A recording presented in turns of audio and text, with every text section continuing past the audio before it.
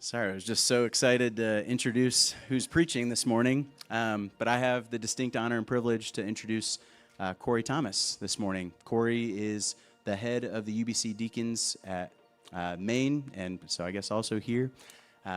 Corey finished up his Master's of Biblical Studies recently and has started his THD in Old Testament, pretty good part of the Bible. So he knows a thing or two about Genesis, and he's going to be sharing with us about Joseph, who he wrote his thesis on in his master's. Corey also is married to Krisha. They have 3 beautiful children and a 4th on the way. So with that, get up here. Thanks, Brad. Yeah, and clap. Yeah. Yeah, all right. Yeah, clap. All right. Thanks, sir. It's good to be here with you guys. My audio okay in the back? All right, cool. All right. It's good to be here. I haven't yet been to Gospel Heights out here. You know, for a lot of us folks at the Beaver Creek campus, we've been like wanting to come visit, but you don't want to, you know, it's like you don't want to come to somebody's house when they're still unpacking, sort of a thing. And so it's like, well, is it time? So I'm glad to be here. Glad to give Bryson a week off to recover and rest a little bit. He said that I had about 2.5 hours, so I'll try to not go over. It is good to be here. So I had my 8 a.m. class at Beaver Creek campus, so I was there, and then here, and I'll go back home. It's been a long day already.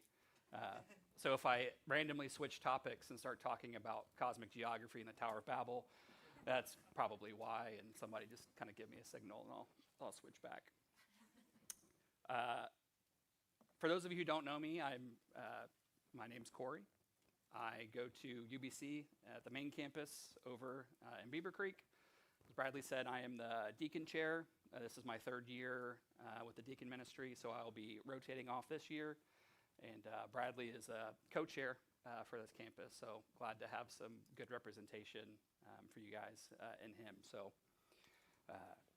how's it been being out here? Good? Yeah, okay. Not a ton of enthusiasm, but okay, all right. I'm like, if Bryson's the pastor here, and that's all the enthusiasm I get. I thought more of that would have rubbed off on you guys by now, but yeah, fair enough. The 10 a.m. This is probably more 11 o'clock at Maine people over here. So we are in Genesis. We've been doing a prolonged study through Genesis. I think this is probably sermon number 58, 59, something like that. In Genesis. So if this is new to you, there's a lot of backstory that we don't have time to bring you up to speed on, but there's plenty of recordings that you can go and watch and fill in on. So we've generally talked about Genesis, kind of breaking it into 3 categories. Genesis is about the dawn of God's creation. We get at the beginning the descent into sin's corruption, right? And in Genesis, particularly in 3, 6, and 11 with the garden, the flood, and the Tower of Babel. And then the blessing of God's covenants. So we get the call of Abraham and the blessing that is given, and we start to see now that plan of redemption and how it plays out. I would argue that there's a 4th section that we're in now, which is to keep with the C's, is the capstone of Genesis. I'm not a pastor by trade, nor by skill set. I'm just a Bible nerd, so we're just going to get into some Bible nerd stuff today, if that's fine with everybody. I'll let Bryson follow up on pastoral stuff with you guys as you go. But as Bradley said, I've spent probably the last 3 or 4 years studying Joseph. So it's going to be tough to not do 2.5 hours, but I promise I will do my best to make it concise. And if you ever have questions about it, make sure you have the rest of your day blocked off, because it will go a while.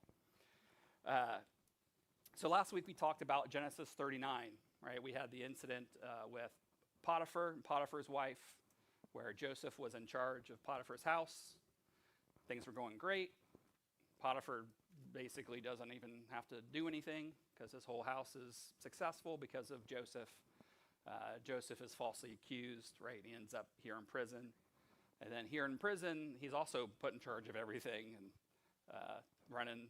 This is a new time for Joseph to be successful and a good steward, not in a high position, but in the lowest position. Throughout the Joseph story, we've seen descent. So he's sent to check on, when he's back home, Jacob sends him out, hey, go check on your brothers. I have some of my brothers here today, so this is not a slight on my brothers, but they may have hurt me when we were wrestling as younger, but they never sold me into slavery, so I am grateful for that. So we get the descent where he's sent down to check on his brothers. At Shechem, they're not there, so he goes down to Dothan where they find him, and then it says he's thrown down right into the pit where he's sold into slavery, where he goes down to Egypt. And then if you think he can't go down anymore, he's now sent down into the prison. So this is the spiritual and in reality, the bottom. There's not really anywhere lower to go for Joseph at this point. If there is, I don't know what it would be. So Egypt is very much the realm of the dead, the land of the dead. He's been sold to the land of the dead, and now he's in prison in the land of the dead, and that sounds pretty low. But as we know, that's not the end of the Joseph story. And today in Genesis 40, we read about the interactions that he has down there. So let's go ahead and read the passage. Scroll or flip to Genesis 40, if you will. This is ESV. We'll start in verse 1. Sometime after this, the cupbearer of the king of Egypt and his baker committed an offense against their lord, the king of Egypt. Yet, we were not told what it is, just that they did something. And Pharaoh was angry with his two officers, the chief cupbearer and the chief baker, and he put them in custody in the house of the captain of the guard, in the prison where Joseph was confined. The captain of the guard appointed Joseph to be with them, and he attended them. Again, Joseph's in charge down here, so these guys are coming down. Joseph, you do your thing. You're in charge of these guys. Because again, this is the king's prison, right? So anybody the Pharaoh is imprisoning, this is where they go, and Joseph runs the place. They continued for some time in custody, and one night they both dreamed. The cupbearer and the baker of the king of Egypt, who were confined in the prison, each his own dream, and each dream with its own interpretation. When Joseph came to them in the morning, he saw that they were troubled. Why the long faces? So he asked Pharaoh's officers who were with him in custody in the master's house, why are your faces downcast today? They said to him, we have had dreams, and there is no one to interpret them. And Joseph said to them, do not interpretations belong to God? Please tell them to me. So the chief cupbearer told his dream to Joseph and said to him, in my dream there was a vine before me, and on the vine there were 3 branches. As soon as it budded, its blossoms shot forth, and the clusters ripened into grapes. Pharaoh's cup was in my hand, and I took the grapes and pressed them into Pharaoh's cup and placed the cup in Pharaoh's hand. Then Joseph said to him, this is the interpretation. The 3 branches are 3 days. In 3 days, Pharaoh will lift up your head and restore you to your office, and you shall place Pharaoh's cup in his hand as formerly when you were his cupbearer. Only remember me when it is well with you, and please do me the kindness to mention me to Pharaoh. So get me out of this house. For I was indeed stolen out of the land of the Hebrews, and here also I have done nothing that they should put me into the pit. When the chief baker saw that the interpretation was favorable, he said to Joseph, I also had a dream. There were 3 cake baskets on my head, and in the uppermost basket there were all sorts of baked food for Pharaoh, but the birds were eating it out of the basket on my head. And Joseph answered and said, this is its interpretation. The 3 baskets are 3 days. In 3 days Pharaoh will lift up your head from you and hang you on a tree, and the birds will eat the flesh from you. On the 3rd day, which was Pharaoh's birthday, he made a feast for all of his servants and lifted up the head of the chief cupbearer and the head of the chief baker among his servants. He restored the chief cupbearer to his position, and he placed the cup in Pharaoh's hand. But he hanged the chief baker, as Joseph had interpreted to them.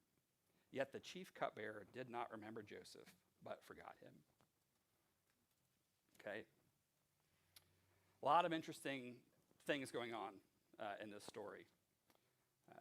first of all, I want to say, as somebody who spent a lot of time in the Joseph narrative, the Joseph narrative, even within scholarship, is very unique in that it's really kind of considered to be one of the most well-presented stories of antiquity. The literary unity within the Joseph narrative, its duration, its detail, from biblical scholars, secular scholars, it's considered a masterpiece of Bronze Age literature. And this is a great example of why. So we have Joseph wrongly imprisoned. This morning, the image popped in. If anybody's into golf, I thought of Scotty Scheffler. When Scotty Scheffler was wrongly accused and put into prison on his way to a tournament. And, didn't say who he was. They were like, "Oh, you're playing in this tournament? You must be pretty good." Yeah, he's the number one player in the world. And, they had no clue who he was. And he didn't say, "Do you know who I am? I'm the number one player in the world. You should let me out." I don't think he really sounds like that. I don't know why I did that voice. But and so they were asking him, what was it like? Because he had to get to his tea time in the morning. He's like, "Oh, it was fine. I was just doing stretches, in my jail cell, waiting." And so it's just like he knew he'd get out eventually. He didn't know when. He didn't know if he'd be able to play that day. And I think Joseph is here, hey, I'm not supposed to be here. And he's just down there kind of stretching, doing his thing, keeping his skill set, being a good steward of what he's got, knowing eventually I'm going to get out of here. But there's some opportunities here. Scotty Scheffler birdied the first hole after he got out, by the way. So that's what makes him the number one player in the world. So he's in this prison, right? We get these two officers of the Pharaoh who were sent down, the cupbearer and the baker. These are two really prominent roles within a king's house, right? Somebody who's in charge of what you drink, right? This is supposed to be one of your most trustworthy people because, they taste the drink and provide the drink to the king. And that is I put my life on the line because I'll drink it first, sort of a thing, right? And then pass it on to the king. And I provide things that he can trust to drink. So it's not good to be that guy and then for Pharaoh to not trust you, right? So it's kind of ironic that it hits a point where Pharaoh does indeed trust him again after he's already put him in prison. It's like, I'm going to restore you. That's a pretty powerful restoration. That's not what you would expect. You'd kind of expect the opposite, or maybe the baker, but the cupbearer, it's like when that trust is broken, how could it ever be restored? But that's what we see. So they both dream a dream. In the Joseph narrative, we have 3 couplets of dreams. Joseph, if you remember back in 37, has his 2 dreams, right? The sheaves that bow down to his sheaf, and then the sun, moon, and stars bow down, to him. What's interesting is that Joseph doesn't ever interpret his own dreams. Those 2 dreams he doesn't interpret. His family does, and they don't like their interpretation of his dreams. But he doesn't actually say, and this is what it means. But here, now Joseph is in prison, and there are 2 dreams. And Joseph says, "Do not interpretations belong to God?" And then he says something you wouldn't expect after somebody says that, which is, "So tell them to me." Right? Wait, which is it? Why are you telling us to tell you our dreams when you said the interpretation belong to God? But as we've seen throughout Genesis, Joseph is known as, everybody knows that one thing about Joseph is that his God is with him. We saw that all throughout 39, at Potiphar's house, now in the prison. Everybody knows that Joseph is him and his God, right? And he's successful in all that he does because of it. So for them, they're like, yeah, great, right? He's tapped in, man. He can tell us, the interpretation because of his relationship with his God. And it's what an interesting place to be where you're in that sort of position among people, to be able to say, does this not belong to God? So tell it to me. Because he and me are like this, right? And they don't argue. They're like, great, let me tell you, because you're the only person who could interpret this because of your relationship with God. So we get the dreams, the second couplet of dreams, where the first one is the cupbearer and the wine. And what is Joseph? He interprets the dream, and then he says, hey, also, when you get out of here, remember me, because I was kidnapped from the land of the Hebrews. And then beyond that, I was innocent and shouldn't even be here. This is the only time where we have Joseph actually giving testimony that he's totally innocent and asking for justice. We don't have any other incident of him saying, hey, I'm a free person. I can't be sold into slavery. He goes willingly down to Egypt and to endure. But now he's down in the prison. This is the first time he's like, hey, I was kidnapped down here.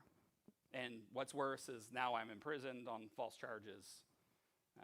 Even in Egypt, it is a serious crime to kidnap a free person.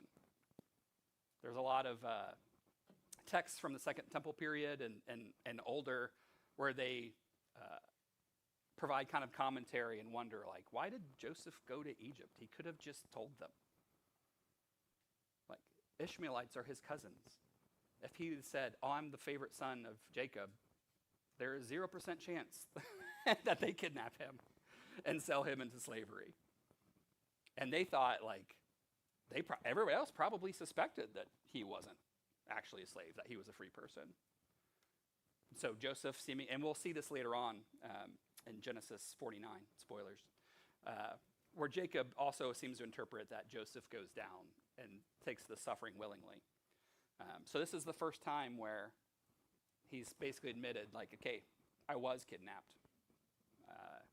I don't want to be here. It's time for me to go. Unfortunately for him, he is not remembered. So he's down there for another 2 years. Now, this idea of remembering, this isn't, when it says that the cupbearer forgot him, it's not like his memory is just really that bad, right? Which is, we feel like, how did you forget that, this dude interpreted it and knew all these things and you forgot about him? He, more than likely, wasn't going to risk his neck for Joseph, right? He'd just been restored. He's choosing, nope, I'm not taking this new position and cashing in a favor right away here. Right? It's not like he literally forgot about Joseph, and had amnesia or really bad ADHD, like me. What was I saying? So he remembered Joseph, right? But the idea of remembrance is not simply the mental remembering. It is the remember to put forward, right? And remember in action. And he neglected to do that for 2 years. It's understandable why, right? Again, he had just been restored to Pharaoh. Why am I going to cause trouble here? So Joseph is forgotten. Now, this will be an interesting parallel because this isn't the last time Joseph is forgotten and bad things happen, right? Genesis ends, Exodus starts, and how does Exodus start? And there came a king, a Pharaoh of Egypt, who did not remember Joseph, right? And then the Israelites are then forced into slavery, and then we get the whole Exodus story. And the reason for the Exodus story is because Joseph was forgotten. So he makes his plea. Somebody, when you get up there, just tell somebody, please, get me out of here. So the baker hears all this and is like, oh, he's getting out of here. Like, these dreams are a good sign. I am going to tell him my dream. And it sounds a lot like my dream too. So surely this applies to me as well. Right? What does he say? Hey, I too had a dream. 16 says, when he saw that the interpretation was favorable, he's like, sweet. We're all getting out of here. And he tells the dream, but his dream was slightly different, right? He's like, yeah, I was doing stuff for Pharaoh. I had, all the bread and stuff, and I had it in a basket. But then, the birds kept eating it, stealing it, And Joseph's like, oh, yeah, sorry, dude. In those 3 baskets are 3 days, and Pharaoh will lift up your head to execute you in 3 days. Now, most translations here have hang, or that he was hanged. It's more likely that the hanging that is being referenced here was to be like put on a pike. So, think of like a body or a head put on a sharp pike, right, for display and for all to see. So not hung like a rope, sort of hanged like we think. He is hanged as in his head is lifted up and put on a giant toothpick. I think I'd prefer the rope.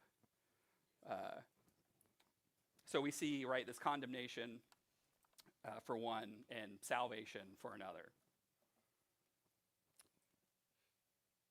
And then what happens? 3 days later,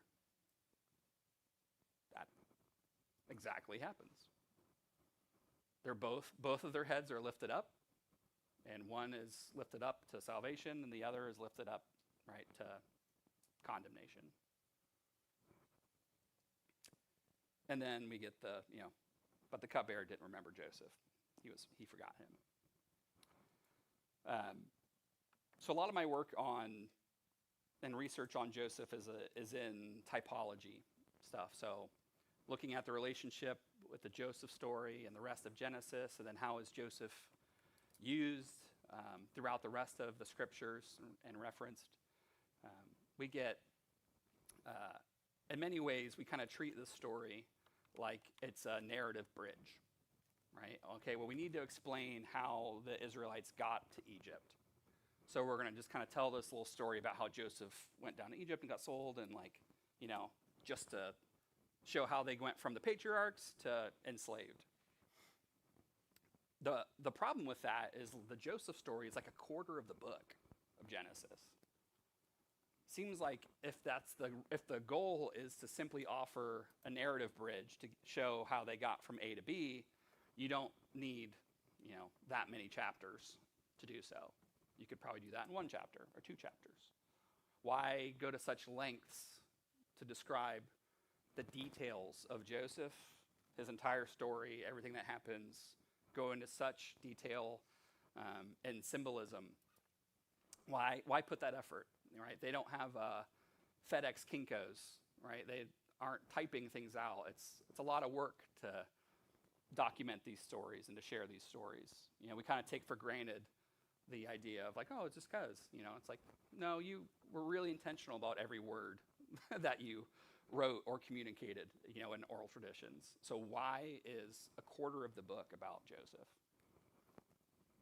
And that, again, goes into part of my argument for him being more of a capstone character. We see in the Joseph story a lot of parallels between Joseph and the early parts of Genesis. Bryson has talked a lot about some of the typology where, Joseph is kind of presented as a new Adam figure, right? We get things like the special coat and all those sorts of those pictures. So I would argue today that this is essentially the Joseph story is the ancient analogy story of Jesus. Now, when I say analogy, I'm not saying it's simply an analogy. I'm saying that this was historical events that happened that pointed towards God's ultimate plan. What do we see as, what is the theology, the only theology that Joseph presents in this entire chapter? Interpretations belong to the Lord. That's really one of a handful of bits of theology that Joseph does in the entire narrative. He doesn't provide a lot of, doctrine or, theological insights into how he understands God. It's mostly his story, and there's a couple times where, he says something. This is the first. We'll get later on where he talks about God working all things for good. But there's very little theology that is expressed in the Joseph story. So it kind of stands out when he provides some. And what is his theology here? Interpretation, meaning belongs to God. That is our big idea for today. That there is no meaning apart from the divine, apart from God. You cannot know anything without some form of divine revelation. Now, what do we get here as Joseph continues to go into this situation? He's in this situation with them. They're all in prison, right? Joseph's not like on a special council or something. He's a fellow prisoner with these guys. And so they're all in prison, and yet he is one who is essentially, declaring their destinies to them. And they take him as having, authority over him. Again, this judgment that Joseph declares is salvation for one, condemnation for the other. This is going to start to sound familiar. Okay. What are the symbols of the two? Bread and wine.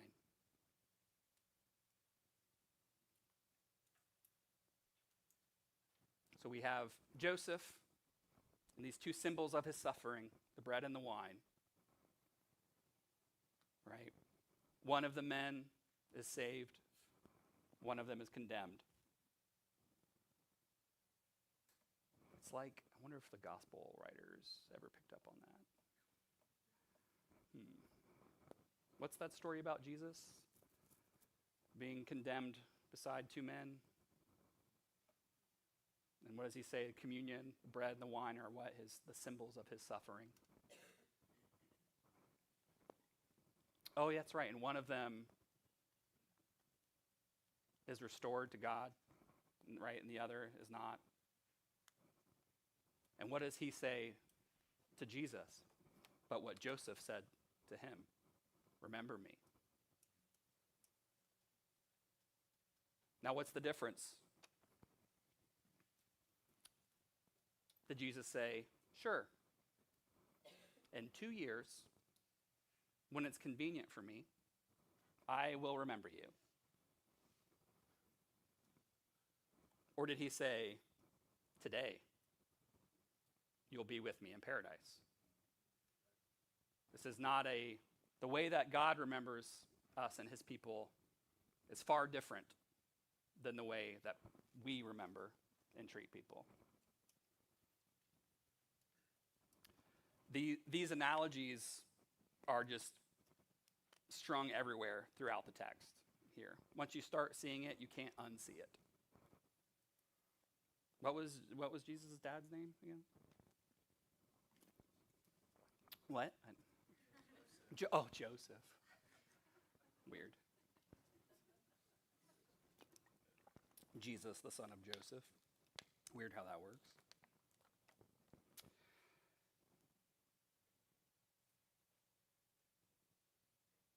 Now, does the Joseph story end here? No. You sure? Oh, he's so far down there. There's no way. Oh, that's right.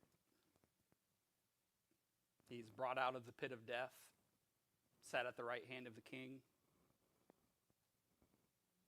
puts his clothes on him, who rules with absolute authority, and all are told to bow the knee. Joseph is the ultimate Old Testament prefigurement of Christ. This was something that I thought I was really clever. And as I was doing all this research, I'm like, oh man, look at all these things that are tied together. And then I came across the church father Irenaeus from 120 AD. Beat me to the punch by a couple thousand years. And he said, Jesus was prefigured in Joseph and then held the office of king and priest according to the flesh through Judah and Levi. But the early church understood Joseph to be the prefiguring character of Jesus. And that's part of why people missed him. Because they wanted a Davidic figure, right? They wanted somebody to come in and kick out Rome and take over, and Jesus is like, that's not how it's happening, dudes. Did Joseph rule? Yeah. But he had to suffer first. He basically had to die first, right? And experience a resurrection to be worthy of the right to rule. And so Jesus, when you read the Gospels, presents himself more like Joseph than like David. He doesn't call himself the son of David ever in the Gospels. He does in Revelation. But in the Gospels, he is the suffering servant, right? We're seeing the descent of Christ in the Gospels, right? And then we get a peek, right, at the ascent. At the end of the Gospels into Acts and the rest of the New Testament. Does not the future and the interpretation belong to God? Who could have told this story in such a way? No one. I read a lot. I have never read something like this. I would challenge anybody to point to any text ever that is as cohesive and intricate as the biblical text. The picture that's painted here is almost unbelievable. Rooted in real history, what is being told about how does this end? We've seen all the problems, we've seen, the covenant, but how is this actually going to come about? And then what are we given for 25% of the book at the end? Here's how. Here's how it's going to play out. He's going to be betrayed. Does anybody know what Judah is in the Greek? Judas, right? Sold by Judas for silver, condemned to death. I mean, it's literally, it's all there in ways that you could not make up, you could not write.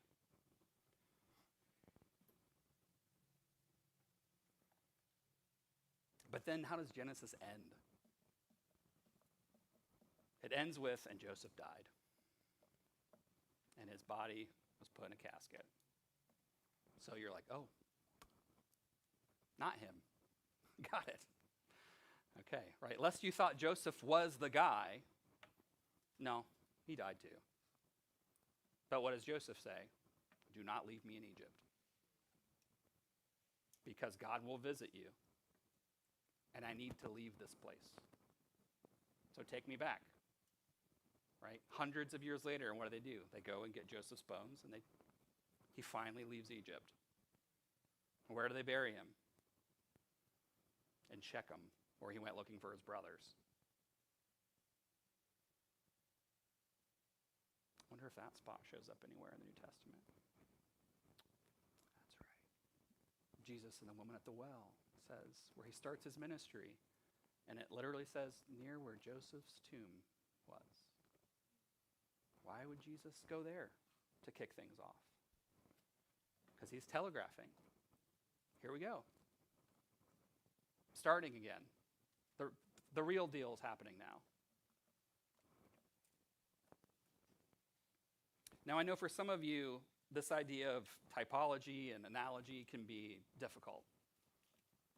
You can feel like, this is a stretch. This is, can be uncomfortable. Tough.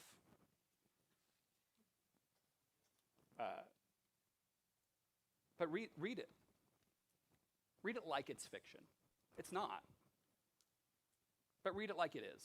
Because when you read fiction, when you read good books, you're looking for things. When an author mentions something, what are you doing? You're like, oh, yeah. He's going to bring that up later.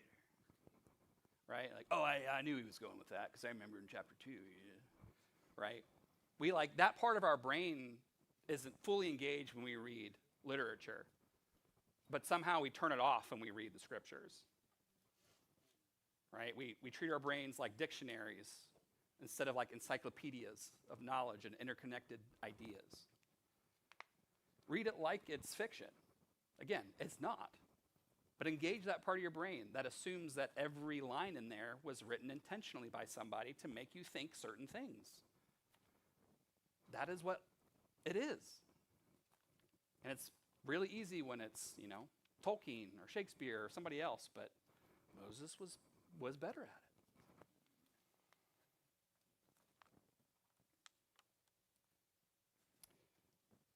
Now, there are some of you who are probably thinking, that's fine. It's all well and good. I see the picture of Jesus here. I see, Joseph being favored. All well and good. I think what's harder for people to understand is that we are all in prison, right? Everybody will be judged. It's going to be one of two outcomes, right? Either going to be, everyone's head will be lifted up in the end. But for what? Salvation or judgment. There is no alternative. It is the picture that's painted in Revelation of death and Hades will give up their dead to be judged. Right? And there are two outcomes. And it's not based on, well, how good were you in the prison? Did you do your chores? It's based on what the king has decreed. Who was actually loyal and who wasn't. That will determine. You cannot make any true meaning or understanding of your life apart from God. The future, meaning, all things can only truly be known through him. Right? If I were to ask you guys to interpret these dreams, apart from Joseph providing the interpretation, it would be wild to hear all the different stories and interpretations we would get. Right? Oh, I think the grapes mean this, and I think, the vine and the three, and, But then when you hear Joseph's interpretation, like, oh yeah, okay, checks out. That makes more sense than what I was thinking. You're probably right. Right? In the same way, you can't make sense of your life truly apart from divine revelation. One of the things that I really appreciated about Steve Jobs was Steve Jobs used to talk about this idea of no one can make sense of life looking forward. You can only make sense of it looking back. Right? It's like when you're a kid, you have the connect the dot thing to draw, where like you go from dot 1 to dot 2 to dot 3, and then like, oh, it's a pair of scissors, But it just looks like a bunch of random dots. That's what we're looking at here. You can't make sense of your life. It's dots, and you can try to draw your own lines around it, and you can make a lot of pictures, but there is one picture. And unless the numbers are laid out for you, there is no way to make sense of it. Only God can do that. And that's not to say that, Christians or anybody knows what their life is going to be and they know all the things in their life for the future. That's not what I'm saying. But I am saying that there is no meaning apart from the divine, which is a hard concept. There is no meaning without the absolute. A book has no meaning without an author. Dots have no meaning unless somebody has arranged them and numbered them. Dots are not the point. The picture is the point. The dots are just what we experience. Whether you like it or not, a day of judgment will come. This isn't, one of those fire and brimstone sort of things, if you were to die in a car accident tonight. But nobody knows, right? And more than that, I think sometimes we focus too much on death and what's going to happen after death. What about life? What about living life the way it's meant to be lived? What about having true understanding of purpose and meaning and feeling like the life you're living is the life you're meant to live? That you are doing the good works that were established for you to do. It's more than just, it's not escapism, guys. It's not about, we live certain ways here so we can, go to heaven instead of hell. It's about actually living. And actually living leads to life and living forever.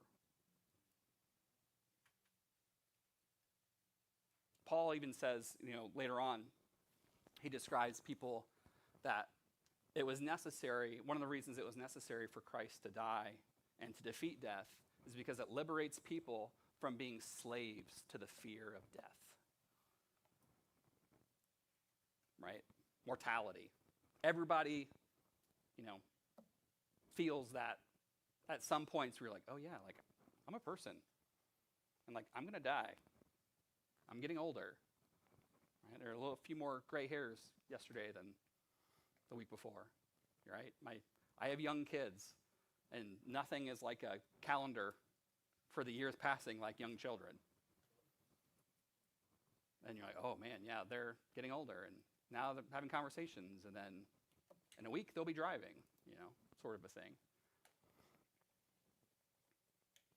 And what does Paul say? Most people live their lives enslaved to the fear of death. They know that death is coming. So whether that's through entertainment, right, deferring, whether it's, trying to, you see all the, these billionaires who are doing all these, blood and plasma things with younger people trying to find, ways to live forever or live for hundreds of years. And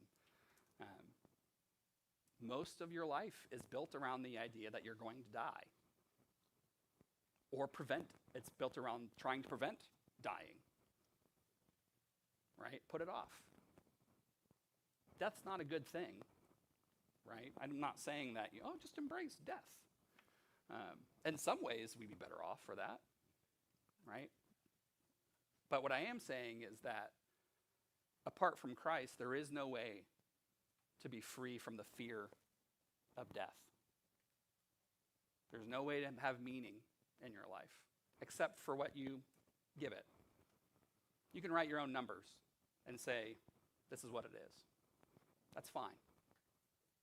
But it doesn't make you right. Right? It doesn't change what the picture was meant to be. Doesn't mean that it's actually fulfilling. Doesn't mean it's actually going to be as it should be.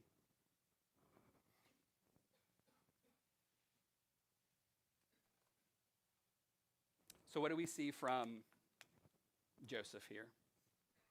Joseph asked to be remembered. And he's not. For a while. Spoilers. Next chapter. They remember him. But it's after 2 years. It's a long time to sit in a prison. Could you imagine being trusted enough to run the prison, but like they won't let you out, and you're innocent, and but you can basically just run the place. And we're not worried about you, And then what happens, right? We get the ascent begins. Right? He's raised up, set at the right hand, made into the image of the king. All dominion is given to him. His brothers who betrayed him see him and do not recognize him because of the way he looks. They think he is a foreigner, but he is not.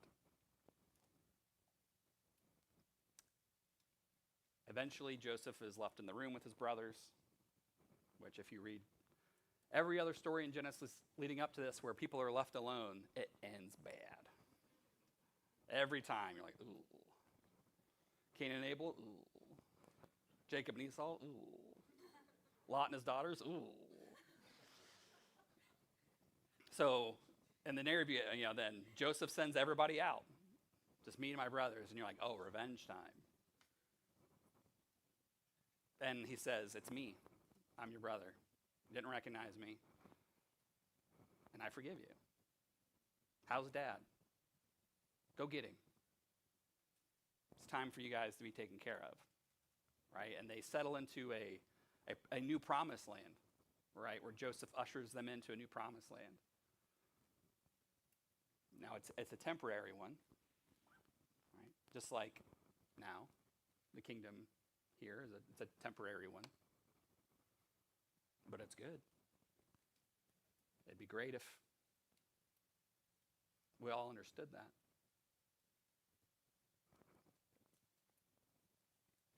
I'll let the band start coming up when they're ready. But that's our big idea. Joseph is a picture of Christ. And what does he say? Does not meaning belong to God? That's my challenge for everybody here, whether it's in big ways or small. Don't just kind of take your routines and your days for granted. There's meaning. There's meant to be meaning in all the things we do. Ask the Lord to show that to you. Why? Why this? Why that? You know, and if you don't know the Lord, that's where you start. Because there is no meaning outside of him.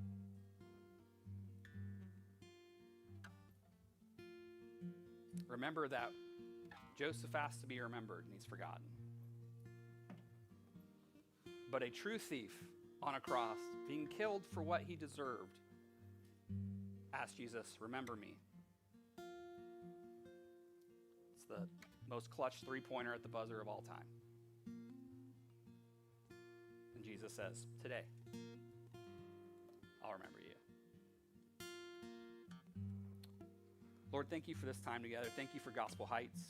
Thank you for the work that you're doing here and the way that you are blessing the area and the families, the neighborhood, the way that you're blessing the people here.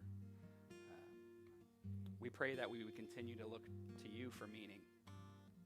We thank you that you have not forgotten us, but remember us as soon as we ask.